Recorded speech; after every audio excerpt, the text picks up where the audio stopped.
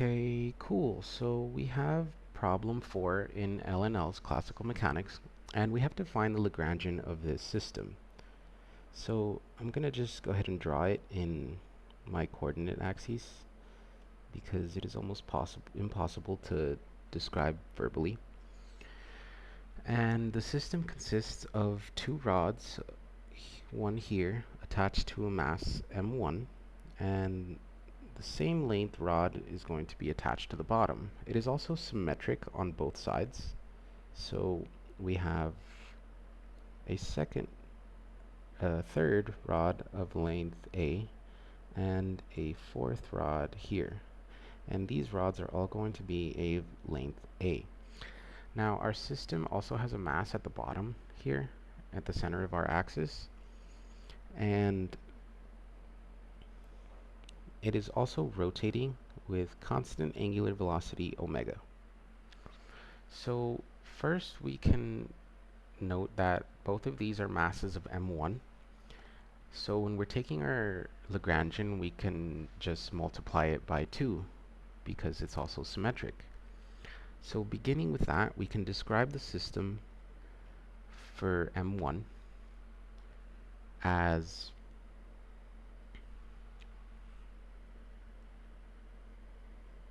I should also probably note that we're working in spherical coordinates. So our ds squared is going to be r dot squared plus r squared theta dot squared plus r squared sine squared theta phi dot squared. Now the r vector is just going to be of length a because that's going to describe our masses m1, and a is incompressible and inextensible, thus r dot is 0 because our r is constant. So plugging this into our spherical coordinates, we get a squared theta dot squared plus a squared sine squared theta. And since we're also moving with constant angular velocity around the phi angle here, so our phi dot is going to be correspondent to capital omega. So we can just write this as omega squared. Now, since we have two masses of m1, when describing our kinetic energy for the first part, we can just simply double it. We have 1/2 times 2 a squared theta dot squared plus a squared sine squared theta capital omega squared. And now we have to describe our mass m2, which is at the center of our z-axis.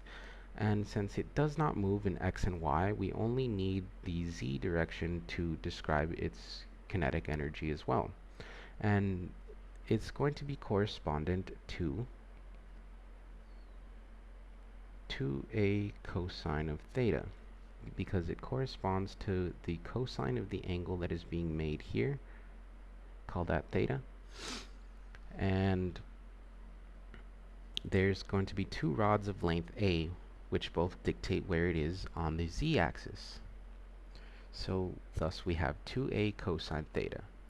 Taking our z dot, we get minus 2a sine theta, theta dot, and then our z dot squared is going to be 4a squared theta dot squared sine squared theta.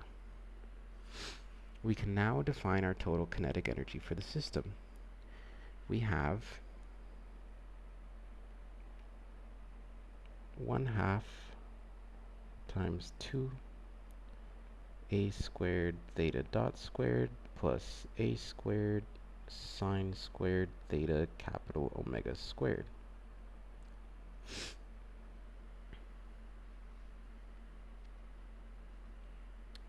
And plus 1/2 4a squared theta dot squared sine squared theta.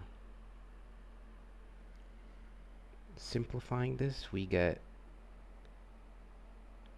m1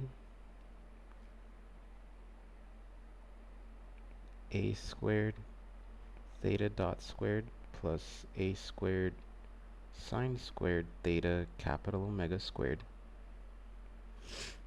plus m2, because our z is describing m2, we get 2a squared theta dot squared sine squared theta.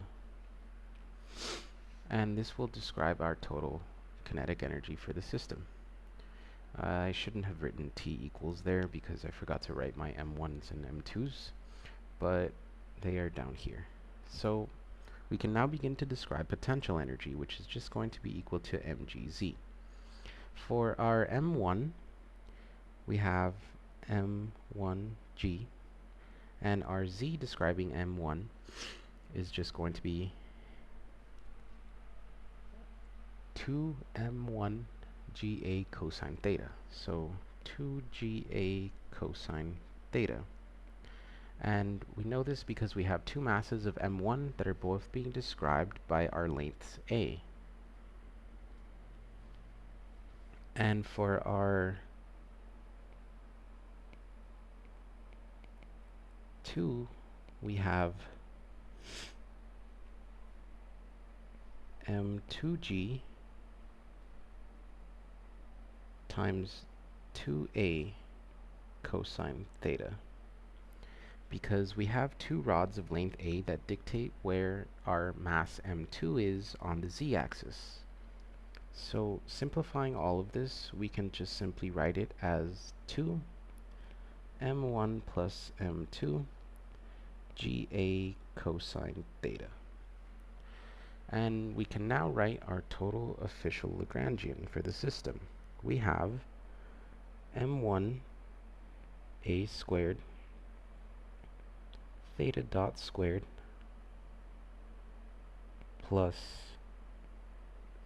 sine squared theta capital Omega squared plus m2 2a squared theta dot squared sine squared theta. And then we have a minus u, and since we're taking our z-axis to be positive upward, gravity will act opposite of that, so we have minus mgz. So it's going to be minus a negative mgz, which gives us a positive 2m1 plus m2 GA cosine theta. And that is our total Lagrangian for this system.